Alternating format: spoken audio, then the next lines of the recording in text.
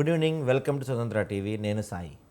బీఆర్ఎస్పై మాటల దాడిని మరింతగా పెంచారు కాంగ్రెస్ మంత్రులు. గత ప్రభుత్వ హయాంలో 1,00,000 కోట్లకు పైగా ఖర్చు చేసిన ఒక్క ఎకరానికి కూడా నీరు లేదని విమర్శించారు మంత్రి ఉత్తమ్. ప్రధానంగా గత బీఆర్ఎస్ ప్రభుత్వంలో అత్యంత ప్రతిష్టాత్మకంగా నిర్మించిన కాళేశ్వరం ప్రాజెక్టు 3 ఏళ్లకే కుప్పకూలిన విషయాన్ని గుర్తు చేశారు. ఇదే సమయంలో రైతు పక్షపాతిగా తమ ప్రభుత్వ సాగుకు అవసరమైన అన్ని చర్యలు తీసుకుంటుందని చెప్పుకొచ్చారు మంత్రి ఉత్తమ్ కుమార్ రెడ్డి. ఈ నేపథ్యంలో మరోసారి కాళేశ్వరం ప్రాజెక్ట్ 3 ఏళ్లకే అది కుప్పకూలిన వ్యవహారం, దానిపై వచ్చిన విమర్శలు, దానివల్ల నడిచిన రాజకీయ వ్యవహారం, రచ్చ చర్చ ఈరోజు మనం బిగ్ టాక్లో చూద్దాం. సో బిగ్ టాక్లో ఈ అంశంతో మనతో మాట్లాడడానికి బీజేపీ నుంచి వెంకటరెడ్డి గారు ఉన్నారు. వెంకటరెడ్డి గారు నమస్తే అండి. వెంకటరెడ్డి గారు ఒకసారి అన్మ్యూట్. సో చెప్పండి. రైట్, వెంకటరెడ్డి గారు చెప్పండి. ఈరోజు ఉత్తమ్ కుమార్ రెడ్డి గారి కామెంట్స్ ఏ విధంగా చూడొచ్చు మనం అంటే, సడన్గా ఆయన ఒక్కసారిగా చాలా తీవ్రంగా 3 ఏళ్లకే కుప్పకూలిపోయిన ఈ వ్యవహారం గురించి, కాళేశ్వరం గురించి కొన్ని హాట్ కామెంట్స్ చేశారు. సో కాంగ్రెస్ పార్టీ ఈరోజు అంటే చాలా చోట్ల మనం చూస్తే చివరి పంటకి నీరు ఇవ్వలేని పరిస్థితిలో మనకి తెలంగాణ మొత్తం కనపడుతుంది. సో దాన్ని డైవర్ట్ చేయడానికే మరోసారి కాళేశ్వరం అంశం తెరపై తెచ్చారనుకోవచ్చా? కరెక్ట్ అండి. ఎందుకంటే ఈరోజు మనం చూస్తున్నాం కాంగ్రెస్ పార్టీ అధికారంలోకి వచ్చింది. ఎందుకు వచ్చింది? కాంగ్రెస్ పార్టీ వాగ్దానాలు, హామీలు, రకరకాల విషయాలు చెప్పి కాంగ్రెస్ పార్టీ అధికారంలోకి వచ్చింది. వచ్చిన తర్వాత ఇవన్నీ కూడా విస్మరించుకుంటూ ఏది కూడా పూర్తి కావట్లేదు, ఏ హామీ కూడా పూర్తి చేయలేకపోతా ఉన్నారు. దాంట్లో ఈ 6 గ్యారెంటీలు కానీ, రుణమాఫీ కానీ, మిగతా వాగ్దానాలు ఇవన్నీ కూడా ఏమవుతుందంటే, రాష్ట్రంలో గ్రామాల్లోకి వెళ్ళినప్పుడు తెలంగాణ ప్రజలందరూ కూడా వ్యతిరేకిస్తూ ఉన్నారు. ఈరోజు పంటలు ఎండిపోతూ ఉంటే, వర్షాలు పడతా ఉంటే, పంటలన్నీ కూడా నాశనం అవుతా ఉంటే పట్టించుకునే నాదులు లేడు. కాంగ్రెస్ పార్టీ అధికారులు కానీ, మంత్రులు కానీ మరి ఏం చేయలేని పరిస్థితిలో, ఎక్కడ కూడా కనీసం సమీక్షలు కూడా పెట్టలేని స్థితిలో మరి కాంగ్రెస్ ప్రభుత్వం ఉంది. ఈరోజు కాంగ్రెస్ ప్రభుత్వం మరి ఇంతమంది రైతులు గోలు పెడతా ఉంటే, రైతులు పంటలన్నీ నాశనం అవుతా ఉంటే, ముఖ్యమంత్రి గారేమో జపాన్ టూర్లో మరి అక్కడ ఇవన్నీ పట్టించుకోకుండా మరి ఏం చేస్తున్నారో అర్థం కావట్లేదు. అంతకుముందు వెళ్ళొచ్చిన దావోస్ పర్యటన ఏదో ఉందో, దావోస్ పర్యటన దగ్గర 1,000 కోట్లు వస్తున్నాయని చెప్పారు. అది ఎక్కడ పోయిందో కూడా తెలియదు. మళ్ళీ జపాన్ టూర్కి వెళ్ళి మరి ఏం చేద్దాం అనుకుంటున్నారు, ఏ నిధులు వస్తాయి, రేపొద్దున ఏ ఇన్వెస్ట్మెంట్స్ వస్తాయి, ఎంతమందికి ఉద్యోగాలు వస్తాయి కూడా చెప్పలేని పరిస్థితిలో కాంగ్రెస్ పార్టీ ఉంది. అంతకుముందు కాంగ్రెస్ పార్టీ గెలిచింది ఎందుకంటే ఈ వాగ్దానాలు, హామీలు బీఆర్ఎస్ పార్టీని పక్కన పెట్టి, ఎందుకంటే బీఆర్ఎస్ పార్టీని తెలంగాణ ప్రజలందరూ కూడా చూశారు. 10 సంవత్సరాలు, 1 కాదు 2 కాదు. నిజంగానే కేసీఆర్ వస్తే, బీఆర్ఎస్ పార్టీ అప్పుడు టీఆర్ఎస్ పార్టీ వస్తే నిజంగా నీళ్లు, నిధులు, ఉద్యోగాలు వస్తాయని అందరూ కూడా ఓటేసారు ఆ టైంలో. సరే, కొత్తగా వచ్చిన రాష్ట్రం డెఫినెట్ గా మరి మేము బాగుపరుస్తామని చెప్పి, అభివృద్ధి చేస్తామని చెప్పి కేసీఆర్ ముందుకు వచ్చారు. కానీ 5-6 సంవత్సరాల తర్వాత వాళ్ళ నిజస్వరూపం మొత్తం కూడా బయటపడింది. వాళ్ళంతా కూడా 5-6 సంవత్సరాలు మొదటి 5-6 సంవత్సరాలు మొత్తం ఎక్సర్సైజ్ చేసి, ఎక్కడెక్కడ ఏ దోపిడీ చేయాలి, ఎక్కడెక్కడ ఏ ప్రాజెక్టులు కట్టి మరి నిర్వీర్యపరచాలి, ఎక్కడెక్కడ అవకాశాలు ఉన్నాయి, ఆ అవకాశాలను అందిపుచ్చుకొని దాచుకోవడం నేర్చుకున్నారు. సో తద్వారా వచ్చిన పరిణామాలన్నీ చూస్తే అందరికి అర్థమైంది ఏంటంటే, తెలంగాణ ప్రజలకి బీఆర్ఎస్ పార్టీ డెఫినెట్ గా దోచుకోవడానికి వచ్చింది తప్పితే ఇక్కడ తెలంగాణ ప్రజల అభివృద్ధి కానీ సంక్షేమం కోసం కాదు అని చెప్పి క్లారిటీ వచ్చింది అక్కడ. ఎందుకంటే 1 కాదు 2 కాదు, కాళేశ్వరం ప్రాజెక్టు నిజంగానే చెప్తా ఉన్నారు.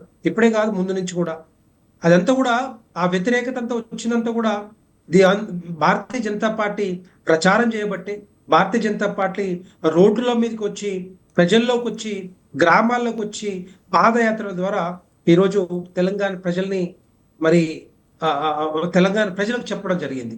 సో అలాంటిదే భారతీయ జనతా పార్టీ చెప్పడం వల్లనే ఆ రోజు బీఆర్ఎస్ పార్టీ మీద, కేసీఆర్ గారి మీద వ్యతిరేకత వచ్చింది. కానీ ఇది కాంగ్రెస్ పార్టీ ఇచ్చిన హామీలు లేకపోతే ఇది కాదు. ఎందుకంటే కాంగ్రెస్ పార్టీ ఎన్నికల 6 నెలల ముందు ఎక్కడ పోటీ చేసినా కూడా డిపాజిట్లు లేవు. అబద్ధపు హామీలతోటి, అబద్ధ పునాదుల మీద మరి హామీలు ఇచ్చి వచ్చిన పార్టీ, గెలిచిన పార్టీ. సో ఇప్పుడు తెలుస్తా ఉంది బీఆర్ఎస్ పార్టీ ఏ విధంగా చేసిందో, బీఆర్ఎస్ పాలన ఏ విధంగా ఉండేనో, కేసీఆర్ మభ్యపెట్టి జనాలను ఎన్నికలు వచ్చినప్పుడల్లా ఓట్లు దండుకోవడానికి రకరకాల హామీలు ఇచ్చుకుంటూ టైంపాస్ చేసుకున్న రాజకీయాలన్నీ కూడా మరి తెలంగాణ ప్రజలందరూ కూడా తెలిసిపోయినాయి. సో అందుకే కదా ఈరోజు కేసీఆర్ని ఫామ్ హౌస్ పరిమితం చేసి, బిడ్డ నువ్వు రావద్దు, నీకు ఎట్టి పరిస్థితుల్లో నీకు అవకాశాలు ఉండకూడదు, ఎట్టి పరిస్థితుల్లో ఇక్కడ తెలంగాణ రాష్ట్రంలో అభివృద్ధి ముఖ్యం, మేము ముఖ్యం, మా ప్రజల అభివృద్ధి ముఖ్యం అని చెప్పి తెలంగాణ బిడ్డలు, తెలంగాణ ప్రజలందరూ కూడా ఏకమై ఈరోజు బీఆర్ఎస్ పార్టీని ఓడించారు. సో అది ఎంత కూడా ఏంటంటే అదే విధంగా సేమ్ పాలన, అదే పాలన. అది అప్పుడు 7 లక్షల కోట్ల అప్పు నిజంగానే జరిగింది. 7 లక్షల కోట్లతో పాటుగా మరి కాళేశ్వరం 1,50,000 కోట్లు, రకరకాల అవినీతి కుంభకోణాలు, ధరణి తెచ్చి 1000 ఎకరాలు అన్యాక్రాంతమైనవి. దాని గురించి పట్టించుకోలేదు. ఎందుకంటే కాంగ్రెస్ పార్టీ చాలా చెప్పింది అప్పుడు అధికారంలోకి రాకముందు, ఈ బీఆర్ఎస్ చేసిన అవినీతి కుంభకోణాల మీద ప్రతి ఒక్క దాని మీద మరి ఎంక్వైరీ చేస్తాం, ఎట్టి పరిస్థితుల్లో వీళ్ళని జైలుకు పంపిస్తామని చెప్పిన కాంగ్రెస్ పార్టీ ఇప్పటి వరకు కూడా 15 నెలలు 16 నెలలు కావస్తా ఉంది. ఇంతవరకు ఎక్కడ కూడా మరి దాని గురించి పట్టించుకోవట్లేదు. కమిషన్లు వేసారు, మరి రిపోర్ట్లు మాత్రం రాలేదు. కమిషన్లతో పాటుగా కొన్ని ఎంక్వైరీలు కూడా జరిగినాయి. ఫోన్ ట్యాపింగ్ కానీ, ఫార్ములా ఈ రేస్ కానీ, ఇవన్నీ కూడా ఎప్పుడు రేపు ఎల్లుండి వేస్తామని చెప్పారు కానీ ఎక్కడ కూడా జరగట్లేదు. అంటే కుమ్మక్కు రాజకీయాలు చేస్తా ఉన్నారా వీళ్ళు? రెండు పార్టీలు కుమ్మక్కై రాజకీయాలు చేస్తా ఉన్నారా? ఈ కేసుల పరిష్కారము, కేసులో మాఫీ గురించి మాట్లాడుకున్నారా? చీకటి ఒప్పందాలు ఏమైనా చేసుకున్నారా?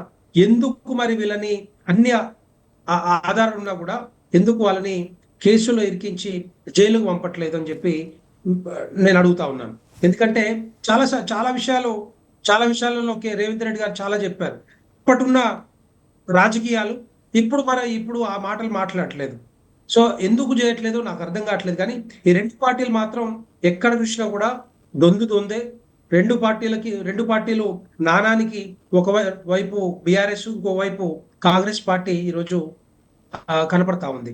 అందుకనే భారతీయ జనతా పార్టీ తెలుసు, ఈ రాష్ట్రంలో కానీ భారతదేశంలో ప్రధానమంత్రి నరేంద్ర మోడీ గారు భారతీయ జనతా పార్టీ గెలిచిన తర్వాత ఏ విధంగా ముందుకు వెళ్తా ఉన్నారు, అభివృద్ధిలో కానీ సంక్షేమ పథకాల్లో కానీ ఏ విధంగా దూసుకెళ్తున్నారో అందరికీ తెలుసు. ఏ ఎన్నికలు జరిగినా కూడా ఆ ఎన్నికల్లో కాంగ్రెస్ పార్టీని చిత్తుగా ఓడించేది భారతీయ జనతా పార్టీ. సో ఈ విధంగా ముందుకు పోతా ఉంటే ఇక్కడ తెలంగాణ రాష్ట్రంలో మరి కాంగ్రెస్ ప్రభుత్వం దగ్గర డబ్బులు లేకపోతే ఆదాయం లేక, పెట్టుబడులు రాక, నిధులు లేక, ఉద్యోగాలు లేక గిలగిల కొట్టుకుంటా ఉంది. ఏం చేయలేని పరిస్థితుల్లో చతికిల పడిపోయిన కాంగ్రెస్ పార్టీని తెలంగాణ ప్రజలందరూ కూడా గమనిస్తున్నారు. మీరు గ్రామాల్లోకి పోతే గ్రామాల్లో ఎవరిని అడిగినా కూడా రేవంత్ రెడ్డి ప్రభుత్వం ఎట్లా ఉంది, కాంగ్రెస్ ప్రభుత్వం ఎట్లా ఉంది అని అడిగితే మొత్తం కూడా వాళ్ళు ఏ విధంగా చెప్తున్నారంటే ఎట్టి పరిస్థితుల్లో ఈ కాంగ్రెస్ పార్టీకి ఓటేయకూడదు, ఈ స్థానిక సంస్థల ఎన్నికలు వచ్చినా కూడా కాంగ్రెస్ పార్టీని పట్టించుకోవద్దు, కాంగ్రెస్ పార్టీ మోసపు హామీలు మోసపు వాగ్దానాలు ఇచ్చి ఈరోజు ఓట్లు దండుకున్నారు, ఓట్లు వేయించుకున్నారు మాతో పాటు. ఎందుకంటే 1 కాదు 2 కాదు 6 గ్యారెంటీల హామీల్లో 13 అంశాలు ఉంటే 3-4 ఇప్పటివరకు అమలు చేస్తూ ఉన్నారు. ఇంకా 2,000 మహిళలకు 2,500, వృద్ధులకి 4,000 రూపాయలు, తర్వాత ఏదైతే పెన్షన్,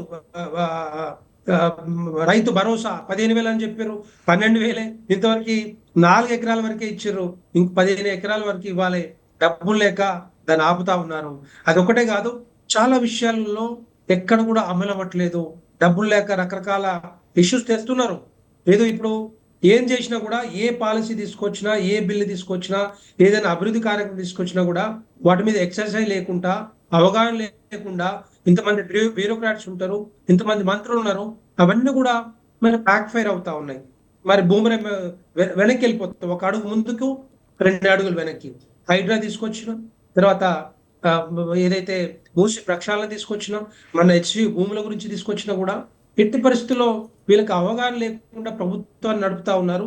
దాన్ని నడిపే శక్తి, నడిపే దమ్ము ఈ కాంగ్రెస్ ప్రభుత్వానికి, కాంగ్రెస్ పార్టీకి లేదు అని చెప్పి తెలంగాణ ప్రజలందరూ గమనిస్తా ఉన్నారు. దీని గురించే ఇప్పుడు ఈరోజు ఉత్తమ్ కుమార్ రెడ్డి గారు కానీ, లేకపోతే ఇంకో మంత్రులు కానీ మీరు బీఆర్ఎస్ పార్టీ మీద నిందలు వేసుకుంటూ, definite yes, BRS party Congress party రెండు రెండే. ఏది చెప్పినా కూడా ఎవరు చెప్పినా కూడా రెండు పార్టీలు ఒకటే కాబట్టి వాళ్ళు చేసేది ఏమీ లేదు. వాళ్ళకొకరు రాజకీయాలు చేస్తా ఉన్నారు తప్పితే రోజుకు ఒక స్టేట్మెంట్ రిలీజ్ చేస్తా ఉన్నారు మీడియాలో తప్పితే వాళ్ళ అభివృద్ధికి కానీ ఆ సంక్షేమ పథకాల గురించి కానీ మాట్లాడే దమ్ము లేదు, ధైర్యం లేదు, వాళ్ళు చేయలేరు కూడా అని చెప్పి రైట్ చెప్తా ఉన్నారు. సో చెప్పండి వెంకటరెడ్డి గారు, అయితే మనకి గతంలో చూసుకుంటే ఎలక్షన్స్కి ముందు కాంగ్రెస్ పెద్ద ఎత్తున ప్రచారం చేసింది కాళేశ్వరం కాదు కూలేశ్వరం, దాంట్లో 1,00,000 కోట్ల అవినీతి జరిగింది, రాగానే మేము దానికి సంబంధించిన కేసీఆర్ని కావచ్చు హరీష్ రావుని కావచ్చు అందరిని అరెస్ట్ చేస్తామని చెప్తున్న కాంగ్రెస్ పార్టీ ఈరోజు దాదాపు 16 నెలల నుంచి కాళేశ్వరంపై విచారణ ఒక సీరియల్ మాదిరిగా సాగుతానే ఉంది. ఇంతవరకు దానిపైన ఒక ఎఫ్ఐఆర్ ఫైల్ కాలేదు, ఒక్కరిని అరెస్ట్ చేసిన సందర్భాలు కూడా లేవు. మరి ఎందుకు కాంగ్రెస్ పార్టీ డిలే చేస్తుంది అంటారు? అంటే కాంగ్రెస్ పార్టీ వాళ్ళు అంటారు కొన్ని మేము చేద్దాం అనుకున్నా బీజేపీ అడ్డుపడుతుంది, కొన్ని విషయాలు మమ్మల్ని బీజేపీ చేయనివ్వట్లేదు, బీజేపీ బీఆర్ఎస్ ఒకటే అయిపోయింది అంటున్నారు. అసలు కాంగ్రెస్ పార్టీ ఈ కాళేశ్వరం నుంచి బీఆర్ఎస్ని కాపాడుతుంది కాంగ్రెసా బీజేపీయా? ఇప్పుడు కాళేశ్వరం ప్రాజెక్టు మీద రిపోర్ట్ ఇచ్చింది భారతీయ జనతా పార్టీ కేంద్ర ప్రభుత్వంలో ఉన్న ఎన్డీఏసీ రిపోర్ట్ వచ్చింది కదా. ఎన్డీఏసీ రిపోర్ట్ కూడా క్లియర్ గా చెప్పింది మీరు యాక్షన్ తీసుకోవచ్చు వాళ్ళ మీద, ఎందుకంటే అక్కడ క్రాక్స్ వచ్చినాయి, రేపొద్దున స్టోరేజ్ చేసే అవకాశాలు లేవు అని చెప్పి క్లారిటీ ఇచ్చింది కదా. మరి యాక్షన్ తీసుకోవాల్సింది వాళ్ళే, రాష్ట్ర ప్రభుత్వం తీసుకోవాలి, కాంగ్రెస్ ప్రభుత్వం తీసుకోవాలి, రేవంత్ రెడ్డి గారు తీసుకోవాలి. దాన్ని మెల్లమెల్లగా ఏదో దాని మీద ఎంక్వైరీ అంత పెద్దగా చెప్పినట్టుగా అంతకుముందు చెప్పినట్టుగా ఈరోజు కాంగ్రెస్ ప్రభుత్వం చూడట్లేదు. సో దాన్ని మరి ఆ ప్రాజెక్ట్ ఉపయోగపడుతుందా, ప్రాజెక్ట్ పడదా అనేది కాంగ్రెస్ పార్టీ చెప్పాలి. లేదంటే దాని మీద దానికి రిపేర్లు చేస్తారా లేదా అనేది. ఎందుకంటే 1,50,000 కోట్లు ఖర్చు పెట్టి అంతా కూడా ప్రజల సొమ్ము అండి కూడా. ప్రజలు రేపొద్దున కట్టేది ఎవరు? ప్రజలే కదా. ప్రజల దగ్గర నుంచి వసూలు చేసే పార్టీ నుంచి ఇవ్వట్లే కదా. ఇవన్నీ కూడా మన తెలంగాణ ప్రజల నెత్తి మీద పెట్టి మళ్ళా వాళ్ళ మీద రుద్ది పిండాల్సిందే తప్పితే ఈ డబ్బంతా కూడా మన దగ్గర నుంచి రావాల్సింది తప్పితే మరి ఎవరిచ్చేది కాదు. సో దాన్ని అదంతా కూడా గోదావరి పాలలు అవుతా ఉంటే డెఫినెట్ గా వాళ్ళ మీద యాక్షన్ తీసుకోవాల్సిన బాధ్యత కేసీఆర్. అంటే ఇప్పుడు సరే కాదండి వెంకటరెడ్డి గారు, ఇప్పుడు కాంగ్రెస్ పార్టీ డిలే చేస్తుంది, మరి ఈ అంశంపై ఎందుకు చర్యలు తీసుకోవట్లేదు? తొందరగా చర్యలు తీసుకుని ప్రశ్నించే హక్కు కేంద్రానికి లేదా? డెఫినెట్ గా ఉంటుంది, అది అడుగుతా ఉన్నాం కదా. వీళ్ళే చెప్పారు కదా. మేము ఏమన్నారు రేవంత్ రెడ్డి గారు అప్పుడు ప్రతిపక్ష నాయకుడిగా ఉన్నప్పుడు, పిసిసి అధ్యక్షుడిగా ఉన్నప్పుడు ఎట్టి పరిస్థితుల్లో కాళేశ్వరం మీద సిబిఐ ఎంక్వైరీ వేయాలన్నాడు. అన్నాడు కదా. మరి ఆ రోజు బీఆర్ఎస్ పార్టీ మీద బీఆర్ఎస్ పార్టీని కూడా డిమాండ్ చేశారు, భారతీయ జనతా పార్టీని డిమాండ్ చేశారు. కానీ ఆ రోజు ఉన్నది ఎవరు? బీఆర్ఎస్ ప్రభుత్వం ఉంది. బీఆర్ఎస్ ప్రభుత్వం కన్సెంట్ ఇవ్వదు. కన్సెంట్ ఇవ్వనప్పుడు ఆ సిబిఐ వచ్చే అవకాశాలు లేవు. మరి ఇప్పుడు బీఆర్ఎస్ పోయింది, సర్కారు పోయింది, కేసీఆర్ గారు పక్కకు పోయిన తర్వాత కాంగ్రెస్ ప్రభుత్వం వచ్చింది. రేవంత్ రెడ్డి గారి ప్రభుత్వం వచ్చింది. మరి ఈయన చేతుల్లో ఉంది కదా, బాలు ఈయన కోర్టులో ఉంది కదా. సిబిఐకి కన్సెంట్ ఇవ్వడానికి ఎందుకు అడగట్లేదు? సిబిఐ నిజంగానే వాళ్ళ మీద దర్యాప్తు చేయాలనుకుంటే, నిజంగానే జైల్లో పెట్టాలనుకుంటే, నిజంగానే దమ్ము ధైర్యం ఉంటే ఈ పార్టీకి, కాంగ్రెస్ పార్టీకి ఎందుకు కన్సెంట్ ఇవ్వట్లేదు? ఎందుకు సిబిఐ ఎంక్వైరీ అడగట్లేదని చెప్పి ఈరోజు మేము డిమాండ్ చేస్తా ఉన్నాం. మా చేతుల్లో ఉందా, వాళ్ళ చేతుల్లో ఉందా? అది వాళ్ళ చేతుల్లో ఉంది కదా. సో అందుకే నేను ఏం చెప్పేది అంటే అన్ని అబద్ధపు హామీలు, అబద్ధపు ముచ్చట్లు చెప్పడం తప్ప, అబద్ధపు స్టేట్మెంట్లు ఇవ్వడం తప్ప కాంగ్రెస్ పార్టీ చేసింది ఏమీ లేదు. ఈ రాష్ట్రాన్ని ఇంకా చితికిలో పడేసింది కాంగ్రెస్ పార్టీ. అంతకుముందు బీఆర్ఎస్ పార్టీ చేసిందే ఇప్పుడు కాంగ్రెస్ పార్టీ చేస్తా ఉంది. ఇప్పుడు దగ్గర 15 నెలల కాలం అయింది. 15 నెలల కాలంలో దగ్గర 1,70,000 కోట్ల రూపాయలు అప్పులు తీసుకొచ్చింది. మరి ఇదే పని చేస్తా ఉంది. అంతకుముందు బీఆర్ఎస్ కేసీఆర్ గారు ఏదైతే చేశారో కాంగ్రెస్ పార్టీ కూడా అప్పులు తెచ్చి ఈ రాష్ట్రాన్ని నడుపుతా ఉంది. అప్పులు తెచ్చి ఈ రాష్ట్రాల్లో ఉద్యోగులకు జీతాలు ఇస్తా ఉంది. అప్పులు తెచ్చి ఆర్బీఐ నుంచి, మిగతా బ్యాంకుల నుంచి అప్పులు తెచ్చి ఈరోజు జీతాలు ఇస్తా ఉన్నారు. సో మరి ఇక పెట్టుబడులు ఎక్కడ వస్తాయి? డెవలప్మెంట్ యాక్టివిటీస్ ఎక్కడ ఉంటాయి? ఈ సంక్షేమ పథకాలు ఏ విధంగా అమలు చేస్తారు? మన హెచ్సి భూముల్లో 10,000 కోట్లు వచ్చి తీసుకొస్తే అవి రైతు బంధు కోసం కొంత ఖర్చు పెట్టినట్ట. ఇట్లా ఉంది అంటే భూములు అమ్మి రైతు బంధు అమలు చేస్తారా? భూములు అమ్మి రైతు సంక్షేమ పథకాలు అమలు చేస్తారా? లేకపోతే లిక్కర్ ఛార్జీలు పెంచుకుంటూ లిక్కర్ ఛార్జీలు పెంచుకుంటూ వచ్చిన ఆదాయంతో ఈ తెలంగాణ రాష్ట్రాన్ని అమలు చేస్తారా? ఇదేనా మరి కాంగ్రెస్ మేనిఫెస్టోలో పెట్టింది? ఇదేనా కాంగ్రెస్ పార్టీ చెప్పింది? ఆ టైంలో ఏ విధంగా చెప్పింది? లంకె బిందెలు అని చెప్పి మీరు వచ్చిన తర్వాత లంకె బిందెలు లేవు, మేము భూములు అమ్ముతాం, లిక్కర్ రేట్లు పెంచుతాం, రిజిస్ట్రేషన్ రేట్లు పెంచుతాం, ఇదేనా ఆదాయం? ఎట్లా నాకు అర్థం కావట్లేదు. కాంగ్రెస్ పార్టీ ఏ విధంగా ఏమనుకుంటుందో అర్థం కావట్లేదు. తెలంగాణ ప్రజలు ఒకటే డిసైడ్ అయిపోయారు, కాంగ్రెస్ పార్టీ కాంగ్రెస్ ప్రభుత్వం మొత్తం కూడా డమాలైపోయింది. దీన్ని ఎవ్వరు కూడా మళ్ళా వచ్చే అధికారంలోకి వచ్చే అవకాశాలు లేవు. ఎట్టి పరిస్థితుల్లో దీన్ని వీళ్ళని సాగనంపాలని చెప్పేసి తెలంగాణ ప్రజలందరూ కూడా డిసైడ్ అయిపోయారు. సో వెంకటరెడ్డి గారు అయితే వెంకటరెడ్డి గారు సేమ్ ఇదే పాయింట్ మీద ప్రతిపక్షం అంటే బీఆర్ఎస్ వాళ్ళు కావచ్చు లేకపోతే కాంగ్రెస్ వాళ్ళు కావచ్చు ప్రధానంగా చేస్తున్న ఆరోపణ అంటే మిమ్మల్ని సేమ్ మీరు ఎలా చెప్తున్నారో వాళ్ళు కూడా మిమ్మల్ని 8 మంది ఎంపీలు 8 మంది ఎమ్మెల్యేలను గెలిపించి తప్పు చేశారు తెలంగాణ ప్రజలు. ఎందుకంటే సెంట్రల్ బడ్జెట్లో కనీసం తెలంగాణ పేరు కూడా ఒక్కసారి తీరని పరిస్థితి. దట్టు చాలామంది ఎంపీలు మీరు క్వశ్చన్స్ కూడా అడగలేకపోయారు. మీ స్వయంగా హోంశాఖ సహాయ మంత్రిగా ఉన్న బండి సంజయ్ కూడా పెద్దగా పార్లమెంట్లో ఎక్కడ తెలంగాణకి సంబంధించి వాణి వినిపించలేదు. మిమ్మల్ని 8 మంది గెలిపించడం వల్ల తెలంగాణకు వచ్చింది గాడిద గుడ్డు తప్ప ఇంకేనది కూడా ఆరోపిస్తున్నారు. మరి దానికి మీ సమాధానం ఏంటి? విజయ్ గారు, తెలంగాణ రాష్ట్రం ఒకటే కాదు భారతదేశానికి 28 రాష్ట్రాలు ఉన్నాయి, కేంద్ర పాలిత ప్రాంతాలు ఉన్నాయి. అన్ని సమానంగా చూడాల్సిన బాధ్యత వాళ్ళ మీద ఉంటుంది, కేంద్ర ప్రభుత్వం మీద ఉంటుంది. అన్ని రాష్ట్రాలు బాగుపడాలనే ఆలోచన కేంద్ర ప్రభుత్వం మీద ఉంటుంది. ఎక్కడ ఏ ప్రాజెక్టులు కావాలి, ఎక్కడ ఏ రోడ్లు కావాలి, ఎయిర్పోర్ట్లు కావాలి, రైల్వేస్ కావాలి, డిఫెన్స్ సెక్టర్స్ లో ఎక్కడెక్కడ ఖర్చు పెట్టాలి ఏంటనేది కేంద్ర ప్రభుత్వం చూసుకుంటుంది. కేంద్ర ప్రభుత్వం అవసరానికి కొద్దీ ఈ రాష్ట్రాలకి అధికారులకి నిధులు ఇస్తుంది. అంతేగాని వీళ్ళు 8 మంది ఎంపీలు డెఫినెట్గా ఎస్ చెప్తా ఉన్నారు, రాష్ట్రానికి వచ్చే నిధులు వస్తా ఉన్నాయి, ప్రత్యేకమైన నిధులు కూడా వస్తా ఉన్నాయి. రైల్వేస్ లో దగ్గర ఇప్పటికీ 10,000 కోట్లతోటి ఖర్చు పెడతా ఉన్నారు. రోడ్లు వస్తా ఉన్నాయి. మననే కోమటిరెడ్డి వెంకటరెడ్డి గారు కేంద్ర మంత్రివర్యులు నితిన్ గడ్కరీ గారి దగ్గర పోయి ఈ రాష్ట్రానికి ఇన్ని నిధులు కావాలంటే శాంక్షన్ చేశారు. ఔటర్ రింగ్ రోడ్డుతో పాటుగా రీజనల్ రింగ్ రోడ్డు కూడా 18,000 కోట్ల రూపాయలు మరి శాంక్షన్ చేశారు. వాళ్ళు భూములు సేకరించాలి తప్పితే ఇక్కడ డెవలప్మెంట్ ఎక్కడ ఆగదు. కేంద్ర ప్రభుత్వం నిధులు ఏవైతే ఉన్నాయో అవన్నీ కూడా వస్తా ఉన్నాయి. వీళ్ళు ఈవెన్ నేను చెప్పలే కదా, అసెంబ్లీ సాక్షిగా ముఖ్యమంత్రి రేవంత్ రెడ్డి గారు చెప్పారు, డెఫినెట్గా ఎస్ కేంద్ర ప్రభుత్వం నుంచి నిధులు వస్తా ఉన్నాయి, వాటిని మేము ఉపయోగించుకుంటాం. కేంద్ర ప్రభుత్వం నుంచి ఏవైతే అభివృద్ధికి సంబంధించిన నిధులు ఏమైనా వస్తున్నాయో అవన్నీ కూడా మేము ఉపయోగించుకుంటాం అని చెప్పి చెప్తా ఉన్నారు.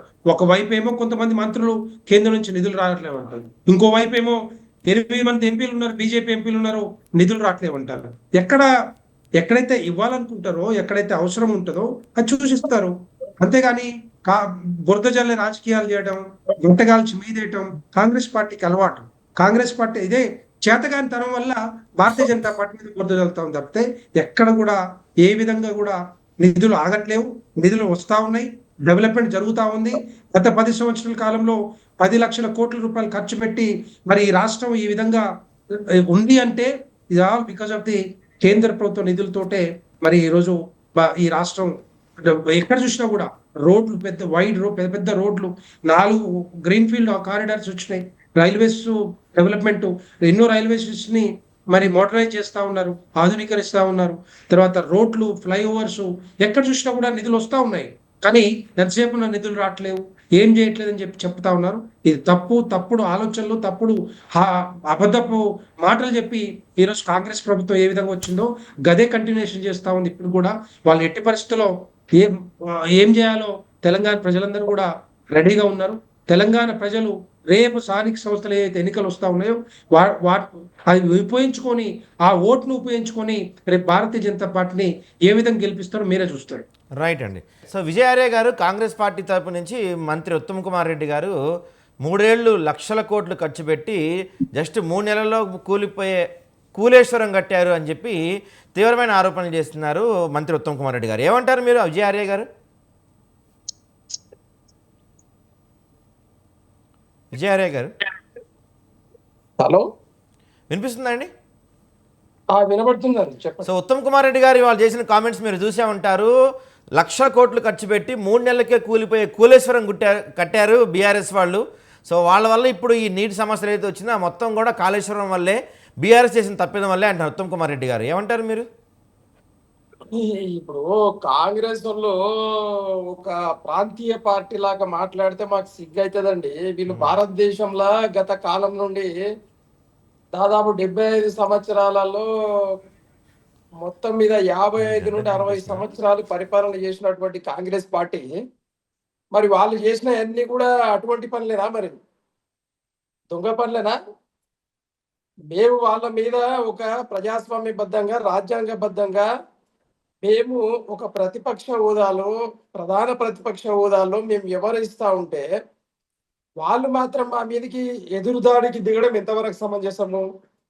అంటే మేము కూడా అనాలా, వారు అనే మాటలు మేము కూడా అనాలా? అంటే ఈరోజు ప్రపంచ ప్రఖ్యాతిగాంచినటువంటి కాళేశ్వరం ప్రాజెక్టు గురించి చిన్నగా చేసి మాట్లాడితే ఎట్లా? సరే, కాళేశ్వరం ప్రాజెక్టు పనికిరాదు కదా, ఎందుకు కూల్చేయలేదు ఇది ఈ ప్రభుత్వం? ఎందుకు కూల్చేయలేదు? ఎందుకు కూల్చేయలేదు? ఈ ప్రశ్న నేను మళ్ళీ తిరుగు ప్రశ్న మా పార్టీ తరఫున వేస్తా ఉన్నాం. నిజంగానే మరి అన్ని 1,00,00,000 రూపాయలు ఖర్చు పెట్టి మరి ప్రాజెక్టులు కట్టాం కదా, ఒకవేళ నిజంగానే ప్రజోపయోగానికి పనికి రావట్లేదు అన్నప్పుడు మరి ఈ పార్టీ ఏం చేయాలి అంటే వాటిని కూల్చేయాలి కదా.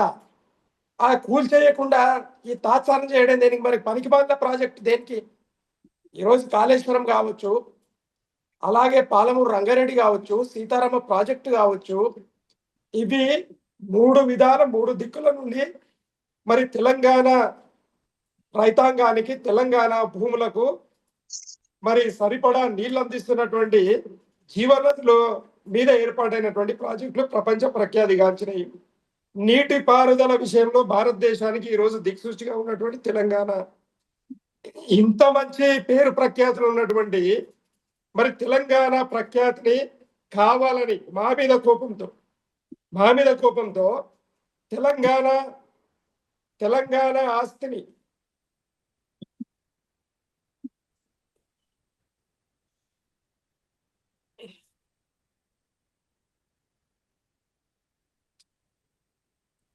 తెలంగాణ ఆస్తిని మా ఆస్తి కాదని, తెలంగాణ ప్రాజెక్టులను మా మా మా ప్రాజెక్టులు కాదని ఈ విధంగా మరి వాళ్ళు మాట్లాడుతూ ఉంటే, ప్రతీకారేచ్ఛతోటి మాట్లాడుతూ ఉంటే ఎంతవరకు సమంజసమని మేము అడుగుతా ఉన్నాం. కాబట్టి ఉత్తమ్ కుమార్ రెడ్డి గారు తన పెద్దరికాన్ని మర్చిపోయి తెలంగాణ బిడ్డ అయి కూడా తెలంగాణ బిడ్డ కాదన్నట్లుగా ఆయన ప్రవర్తించడం అనేది మరి మంచి పద్ధతి కాదు. ఆయన పెద్దరికానికి ఇది గొడ్డలిపెట్టు లాంటిది. ఆయన దయచేసి ఆయన మాటలు సవరించుకోవాల్సిన అవసరం ఉంది, వెనక్కు తీసుకోవాల్సిన అవసరం ఉన్నది. వాళ్ళు ప్రభుత్వాన్ని నేర్పుతున్న క్రమంలో మేము ప్రధాన ప్రతిపక్షంగా ఉన్న సందర్భంలో ఈరోజు 100 రోజులలో మేము 6 గ్యారంటీలు ప్రజలకు ఇస్తామని చెప్పినటువంటి కాంగ్రెస్ పార్టీ 100 రోజుల తర్వాత మేము ప్రజల వద్దకు వెళ్ళడము, మరి నోరు విప్పడము మేము మొదలు పెట్టామండి. అంటే ఈరోజు కాంగ్రెస్ పార్టీ ప్రభుత్వం యొక్క పనితీరు ఏ విధంగా ఉన్నది అంటే, మరి 420 హామీలు ఇచ్చినటువంటి కాంగ్రెస్ పార్టీ వాటిని నెరవేర్చకుండా తాత్సారం చేస్తున్న విషయం ప్రజలు గమనిస్తా ఉన్నారు. ఆయా పార్టీల అధిష్టానాలన్నీ కూడా గమనిస్తా ఉన్నాయి. ఈ సందర్భంలో మాట తప్పిన ప్రభుత్వంగా, మడమ తిప్పిన ప్రభుత్వంగా, నరికివేతల ప్రభుత్వంగా, కూల్చివేతల ప్రభుత్వంగా, ప్రతిపక్షాల గొంతులకే ప్రభుత్వంగా, ప్రజల్ని అన్ని విధాలా గోసపెడుతున్న ప్రభుత్వంగా ఈ రోజు ఘనకీర్తికెక్కింది. ఈ రోజు మరి కాంగ్రెస్ పార్టీ అంతర్గతంగా కుమ్ములాటలలో, సీఎం కుర్సీ కుమ్ములాటలలో ఈ రోజు మరి 6 గ్యారెంటీలు కాదు 6 గ్రూపులుగా విభజితమైపోయింది. 6 గ్రూపులుగా విభజితమైపోయి సీఎం కుర్సీ మీద, అలాగే ప్రజాధనాన్ని కొల్లగొట్టే దాని మీద దృష్టి సారించారే తప్పిస్తే తెలంగాణ ప్రజల కోసం ఈరోజు ఒక్క క్షణం కూడా ఆలోచన చేయట్లేదు ఈ 12 మంది మంత్రులు, అలాగే ఈ ముఖ్యమంత్రి గారు. మరి వాళ్ళు ఈ విధంగా మాట్లాడుతూ ఉంటే మాకు సిగ్గేస్తూ ఉంది. కాబట్టి ఈరోజు మా పార్టీ రజతోత్సవ మహాసభలు చూసి ఓర్వజాలగా ఈరోజు మరి మున్సిపల్ యాక్టును ఈరోజు వరంగల్లో ప్రవేశపెట్టిర్రు హన్మకొండలో. అంటే మేము ఏమంటున్నామంటే, ఏదో మా గొంతు నక్కినంత మాత్రాన మొత్తం ప్రజల గొంతులు నొక్కలేరు. కాబట్టి దయచేసి ఇప్పటికైనా కూడా మీరు ఇచ్చిన మాట కట్టుబడి మీరు 420 హామీలు ఇస్తామని చెప్పి మరి ఎన్నికలలో నమ్మవలికారు. కాబట్టి మీ 420 హామీలు నెరవేర్చే వరకు మీ వెనకాల మేము పడుతూనే ఉంటాం. మిమ్మల్ని విజయారాయ్ గారు ఒక్క ఖచ్చితంగా నిమిషం అండి. మెడలు వంచి మరి ప్రజలకు న్యాయం చేసే విధంగా మేము ప్రతిపక్ష హోదాలో పనిచేస్తూనే ఉంటాం. మీకు రైట్. అవసరం విజయారాయ్ గారు ఒక్క నిమిషం అండి. విజయారాయ్ గారు ఒక్క నిమిషం. ప్రవీణ్ గారు మీరు చెప్పండి. విజయారాయ్ గారు చాలా స్ట్రైట్ క్వశ్చన్ అడుగుతున్నారు. కాళేశ్వరం పనికిరాంది అయితే మరి ఇంతకాలం మీరు దాన్ని కూల్ చేయకుండా ఎందుకు ఉంచారనే క్వశ్చన్ ఆయన బీఆర్ఎస్ పార్టీ తరపు నుంచి అడుగుతున్నారంట. మీరేమంటారు ప్రవీణ్ కుమార్ గారు దానికి? ఇప్పుడు ఇక్కడ ఈ రోజు కాళేశ్వరం కూల్చలేదు ఎందుకు అవినీతి జరిగితే కూల్చేయచ్చు కదా అంటే అండి, ఇప్పుడు అక్కడ స్థితిగతుల కోసము ఆల్రెడీ రేవంత్ రెడ్డి గారి అధ్యక్షతన సభ్యులందరినీ కూడా పర్యవేక్షణకి తీసుకెళ్లారు. అక్కడ మిగతా బీజేపీ వాళ్ళు రాలేదు, బీఆర్ఎస్ వాళ్ళు రాలేదు, కాంగ్రెస్ పార్టీ యొక్క సభ్యులు అందరూ కూడా వెళ్ళి దాన్ని పరిశీలించడం జరిగింది. ఈ రోజు ఇరిగేషన్ మంత్రి అయినటువంటి ఉత్తమ్ కుమార్ గారు కావచ్చు, లేకుంటే సీఎం గారు కావచ్చు. ప్రవీణ్ గారు కొంచెం ఫోన్ వెనక్కి పెట్టుకోండి. ప్రవీణ్ గారు మీ ఫోన్ కొంచెం వెనక్కి పెట్టుకోండి. మీ ఫేస్ చెప్పండి. మీ ఫోన్ కొంచెం వెనక్కి పెట్టుకోండి. మీ ఫేస్ కట్ అవుతుంది. ఓకే ఓకే